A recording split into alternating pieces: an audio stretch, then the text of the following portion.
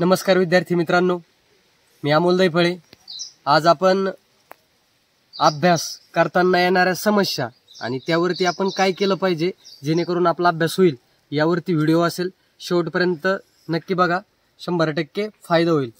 मित्रांनो, आपण अभ्यास करायला जातो, खूप मुलं म्हणतात सर आम्ही जे वाचतोय ते म्हणजे वाचताना आमचं लक्ष एकीकडे असतं आणि आम्ही काय वाचतोय तेच कळत नाही आणि थोडं वेळ वाचून झालं का मग करतं यार आपण काय वाचलं ते काहीच आठवत नाही। तर मित्रांनो, हे म्हणजे अशी खूप मुलं आहेत की ते वाचताना वाचतात म्हणजे नुसतं वाचतात आणि लक्ष त्यांचं दुसरीकडेच असतं। मग त्यामुळे मित्रांनो, तसं तुम्ही 15 तास जरी अभ्यास केला तरी काही फायदा नाहीये। तुम्ही किती वेळ अभ्यास करता याला महत्त्व नाही, तुम्ही किती लक्षात राहतं तुमच्या आणि पेपर आल्यानंतर तुम्हाला किती आठवतं हे महत्त्वाचं आहे। तर मित्रांनो, त्याच्यासाठी काय करायचं, आपण जेव्हा वाचतोय जमलं तर आपल्या हातात पेन्सिल किंवा पेन ठेवायचा जेणेकरून आपलं लक्ष त्या ओळीवरती असेल।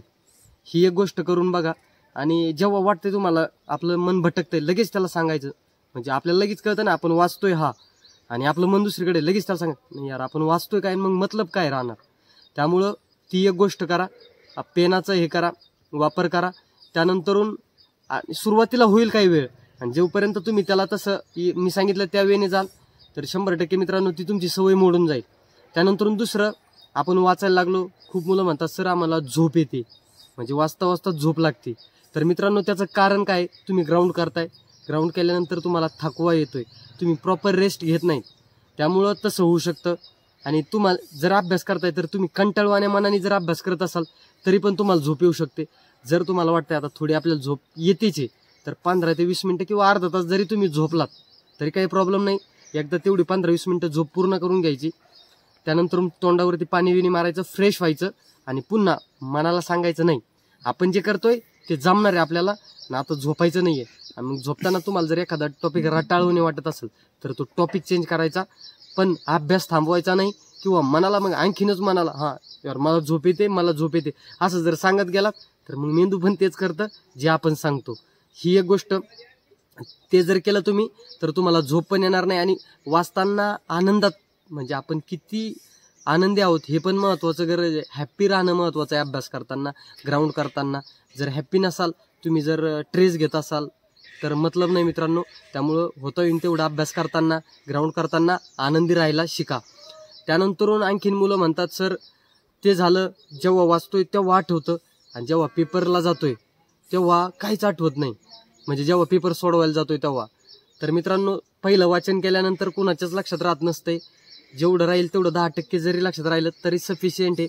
आणि कुठलीही गोष्ट वाचताना ही म्हणजे नुसती वाचायची म्हणून वाचायची नाही, त्याला अनुसरून काहीतरी लक्षात ठेवायचंय। जेव्हा तुम्ही कोणताही टॉपिक वाचत असाल तर त्याला अनुसरून काही लक्षात ठेवायचंय। जर मराठी व्याकरण घेतलंय तुम्ही तर मराठी व्याकरणामधले असे काही टॉपिक येतं, तुम्ही त्याला 15 वेळेस नाही किती वेळेस वाचलं तरी लक्षात राहत नाही।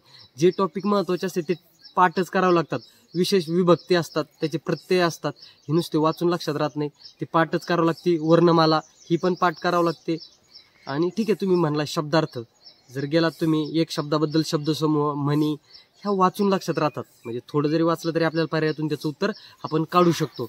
पण ज्याला शुअर माहिती पाहिजे त्या गोष्टी, जसं नामाचे प्रकार किती आहेत, विशेषणाचे प्रकार किती आहेत, कोणते आहेत, हे डायरेक्ट पाठच असायला पाहिजेत तुमचे। सर्वनाम झालं, त्यानंतर ह्या शब्दाच्या 8 जाती ह्या तुमच्या पाठ असल्या पाहिजेत, त्याचे उपप्रकार पाठ असले पाहिजेत। मग सकर्मक कसं ओळखायचं, अकर्मक कसं ओळखायचं, उभयविध कसं ओळखायचं, ह्या गोष्टी पण आपल्याला समजल्या पाहिजेत। ह्या वेळेने जर आपण अभ्यास करत असाल तर आपण 100% मित्रांनो यशापर्यंत जाणार आहात। आणि जेव्हा तुम्ही कुठलाही टॉपिक वाचत असाल तेव्हा त्याला क्वेश्चन पेपरची जोड द्या, म्हणजे तुम्ही जे वाचलंय ते टॉपिक काढायचं, इथून मागं कुठले प्रश्न पडलेत त्याच्यावरचे, मग आपण जे वाचतोय ते परीक्षेला पडतंय, जे परीक्षेला पडतंय ते जर आपण वाचतोय तर 100% आपण यशस्वी होणार आहेत। त्यापेक्षा वेगळं काही नाही। आणि क्वेश्चन पेपर सोडवताना गडबड करायची नाही आणि दररोज एक क्वेश्चन पेपर सोडवत चला। हे खूपदा सांगितलंय मी, प्रत्येक वेळेस तेच नाही सांगत आहे, पण खूप मुलं म्हणत होते सर मला अभ्यास करताना मन लागत नाही। मन का लागत नाही, कारण की तुम्ही ठरवलेलं आहे की नाही मी जे वाचतोय ते लक्षात राहू, किंवा तुमचं मन एकीकडे असतो, मग त्याने कसं लक्षात राहील, तुम्ही सांगायचंय नाही मला हे वाचायचंच आहे आणि ते लक्षात ठेवायचंच आहे।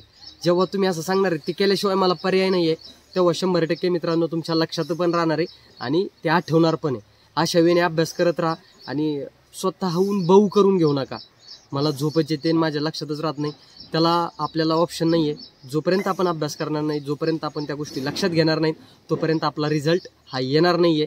असा जर मी सांगितलं आहे त्या गोष्टी तुम्ही करून पहा, 100% फायदा होईल. आणि प्रॉपर जेवढे थोडे दिवस राहिलेत बाकीच्या गोष्टी दूर ठेवा, फक्त आपला अभ्यासावरती फोकस करा.